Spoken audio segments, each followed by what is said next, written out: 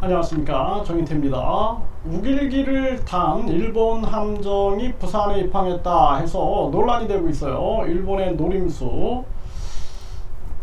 네, 지금 일본과 관련해서 계속된 문제가 나타나고 있는데요.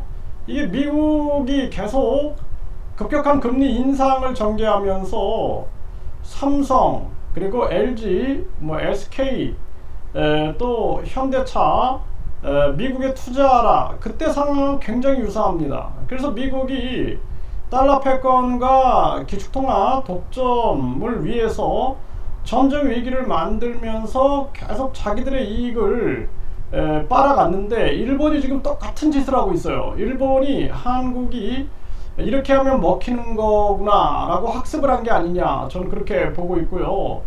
부산항에서 펄럭이는 우길기 그대로 달고 입항한 일본 자위대 호위함, 이 제국주의를 상징하고 있단 말이죠. 그럼에도 불구하고 대한민국과 진정한 그러한 협력을 원한다면은 이러한 무례한 행동을 하면 안 되는 겁니다.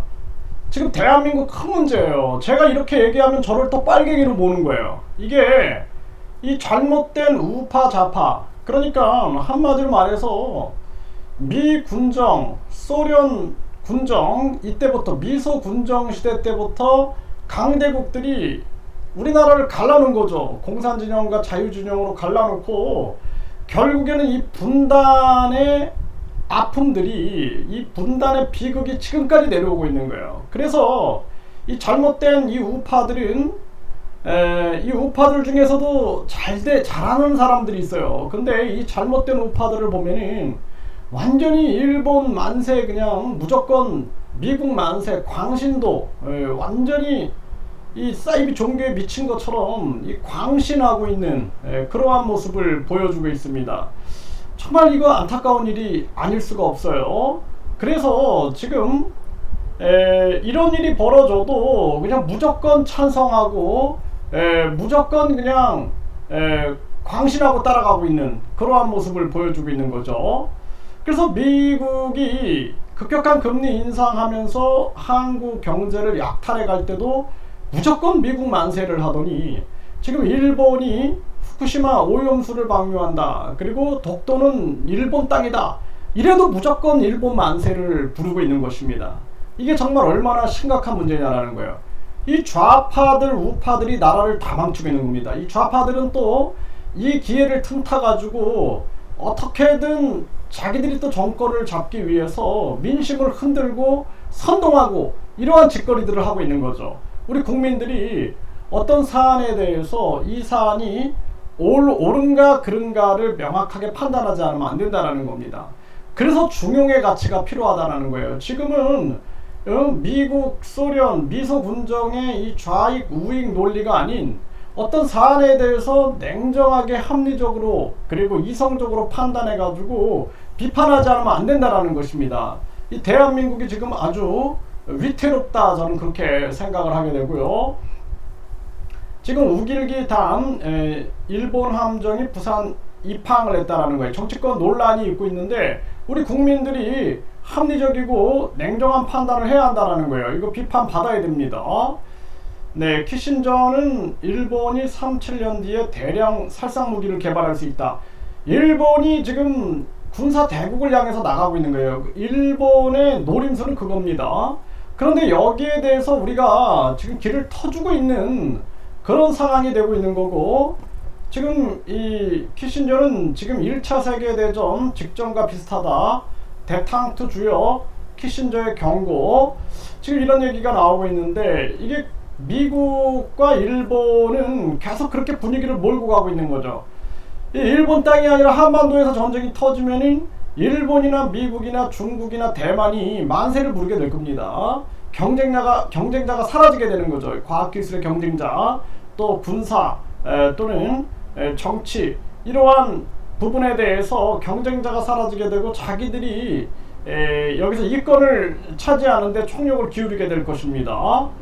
네, 키신저는 이러다 3차 대전이 일어난다, 중국과 공존을 배워야 한다, 이렇게 얘기를 하고 있어요. 일본을 군사 대국으로 기시다 인터뷰에 발칵 뒤집힌 일본 정부, 미국 타임지의 항의 사태. 지금 이거 일본을 군사 대국으로 만들어가고 있는 거예요. 이게 꼼수입니다. 네, 그래서 결국에는 기시다 일본을 군사 대국으로 이렇게 만들어가고 있다. 이 타임지 표지에 이렇게 얘기하고 있는 것처럼 이것이 이제 본심이다라는 거예요. 지치지 않는 일본 독도 영유권 외교 백서에도 또 주장하고 있다라는 것입니다. 그래서 일본이 독도 영유권이 이제 일본에게 있다라고 하면서 우길기를 들고 들어오면서 군사 대국으로 만들면서 언제 한반도에서도 일본이 전쟁을 일으킬 수 있다라는 거예요. 일본이 미국하고 전쟁을 했어요. 미국하고 전쟁을 하고 결국에는 천황체제에서 입헌 군주제로 바꾸는 그러한 협의를 통해서 대신 민주화된 체제를 만들어가면서 일본과 미국이 동맹을 했습니다.